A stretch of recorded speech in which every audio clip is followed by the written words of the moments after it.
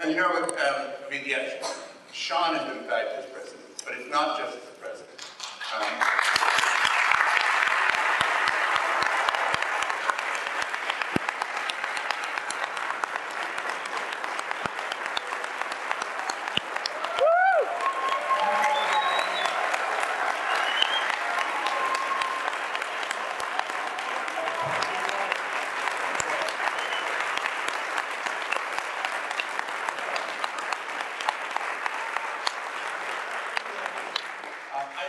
I came to AIGA in 1995, and when I got there, I mean, it was, well, things were more primitive.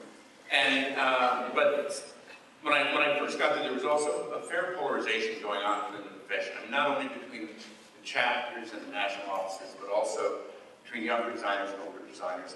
And coming into it from the outside, I mean, you think people feel intimidated coming into a chapter event. I mean, this was amazing, coming into this experience where, at least among the older designers, everyone knew each other.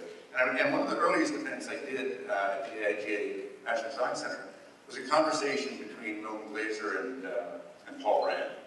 And so they came up near my office to begin, before the event. And there's Paul Rand on one side, and Milton Glaser on the other, and I'm sitting in the middle. And Paul says, "What's your name?" And I said, "Well, Ric Grefe." And then he leans over to Milton and says, "What happened to that really nice lady who used to be here?" and then Milton said, "It's a political thing, don't worry about it." Well, so talk about making you feel comfortable, right? So the only voice of friendship that I found was Sean Adams. Now, I had heard about Sean because I knew at that time there were 8,000 members, and I heard that he was actually involved in fundraising, which I knew 7,999 designers did not want to be involved. And so he was running a national campaign, and his name would come up in the office, but I hadn't met him, and I hadn't actually talked to him. And then one day I get a phone call, and in that phone call, finding somebody who was warm, engaging, funny, thoughtful, and believed in design was such a transformation for me. It made such a difference in terms of getting through this culture that seemed so alien to me. So from the start of my career, certainly at AIGA, Sean has been a beacon, a light, and a great friend. And the other thing is that since that day, and I know that you say the other day he became an AIGA member in 1982, certainly since '95, he's been active every week, if not every day, since '95 in some capacity or another. And so in a sense, he's a real model for what it means for somebody who really believes in the profession not just for himself, but for everyone else, and has done everything he could to advance the profession for all of us. And so, in order to recognize that, the AIGA Board of Directors had expressed its gratitude for the entire profession to Sean Adams for more than 2 decades of engagement, inspiration, coaching, teaching, protecting, defending, fundraising, and leadership. The entire design profession, culminating but not ending with service as National President of AIGA 2007 to 2009.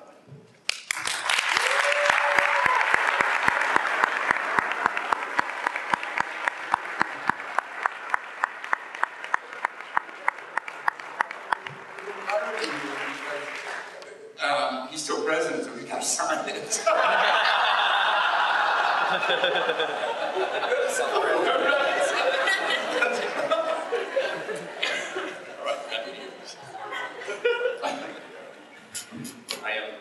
I'm so deeply touched and so moved by this, and which bothers me because I try being an uptight boss as much as I possibly can. So, I don't know why there's a whoopee cushion up here, but it's better for the entire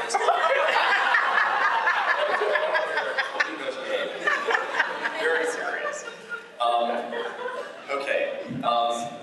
Over the last few years, I was counting, I've actually visited 25 chapters, I've spoken at 2 galas, countless conferences, I've represented the AIGA in the United Kingdom and South Africa. This is actually the 35th time that I'll speak to you as the AIGA president, and the last. We've been together for 2 years now, and in a few short weeks, it's going to be time for me to go. And before I do, I wanted to share some thoughts that I've been thinking about for quite a while. It's been the honor of my life to serve as your president. So many of you emailed me or called me or Twittered me with such amazing comments, and I could not have done this without your relentless support. Someone asked me earlier, how do you feel about leaving? And I said, parting is such sweet sorrow.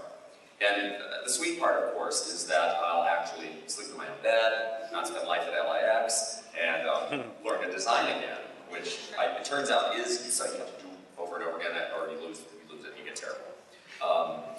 But I will never again feel the same pride that I do today when I serve this organization. I've been reflecting on what the past 2 years have meant to me, and the image that comes to my mind repeatedly when I think about this is something like this. So typically when I would go to visit a chapter, I would end up at some point standing sort of clumsily in the corner of an auditorium lobby. And meanwhile, everyone else is kind of getting ready for all the parts of the event. So someone would bring in, of course, the signs from the trunk of their car. Someone else had the membership materials, and they'd shuffle them in. Some unfortunate soul would be assigned to take care of my demands. And there were a lot. And then there was always this incredible, energized and exciting group running around and doing all of this hard work, getting ready to open the doors and make this happen. Now, of course, I know this sounds like just par for the course for any typical event, so, what's the big deal? It's spectacular, right? But it is spectacular. You all have demanding careers, and I know that this is an enormous amount of resources that takes up time and money and energy, and especially in this economic environment. It would be so much easier, I think, for any of us to go home, have a beer, and watch American Idol. And frankly, most people do. Like 90% of the profession does do that. Maybe not American Idol, but they watch something. And that's what's so exemplary about all of you. It doesn't even cross your mind to let other people do the work. It's part of your core nature to give back, to take on responsibility. In reality, and this is not overstatement in any way whatsoever, people like you build civilizations. For me, watching you guys is endlessly humbling. It's a remarkable experience for me. So the past few days I've been thinking about this, and I mentioned this to Rick, a quote that my grandmother's cousin, William C. Bullock, made at one point. He was serving as the ambassador to France during the beginning of World War II. And as the bombs began to fall around the embassy in Paris, Cousin Bill pulled the staff together downstairs in the basement to protect everybody, but he insisted that the good champagne and caviar be brought along. Yeah, it sounds like someone in my family. But as he put it years later, we might be killed by the Nazi army, but I'll be damned if I'll be annoyed. And it's really that same spirit here. Times can be tough, but you all just keep going. It's like full steam ahead. Damn the torpedoes. Let's go. Together we've all worked very hard together. And as I walk off the stage for the final time, I think about all of you that have sacrificed and given of yourself. This has made AIJ more vital and stronger than at any other time in history. That's something to be proud of. So to all of you who've been part of this journey with me, we did it. We weren't just marking time, we made a difference. We made the design profession stronger, and we leave it in very, very good hands. All in all, not too bad. I cannot express my admiration for the AIJ board enough. They are the most incredible group of people you will ever meet in your life. So varied, so diverse, so remarkably intelligent. And I have the deepest gratitude to the AIJ staff who have always been there and constantly upbeat, willing to work, and energized. And of course, I was championed and guided and inspired on an hourly basis by both Rick and Denise. I thank you so much from the bottom of my heart. I started this job with a note, a little post-it note, taped to my computer, and it's been there since that day, since July 1st of whatever, 2006, right? Is that right? 7, whatever, whenever I started this.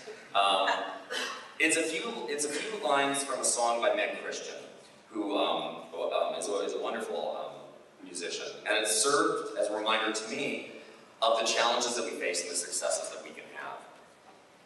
Can we be like drops of water falling on a stone, splashing, breaking, dispersing in the air, weaker than the stone by far, but be aware that as time goes by, the rock will wear away. I will leave with the greatest pride for this organization of ours and eternal optimism for its future. Thank you so very much for this incredible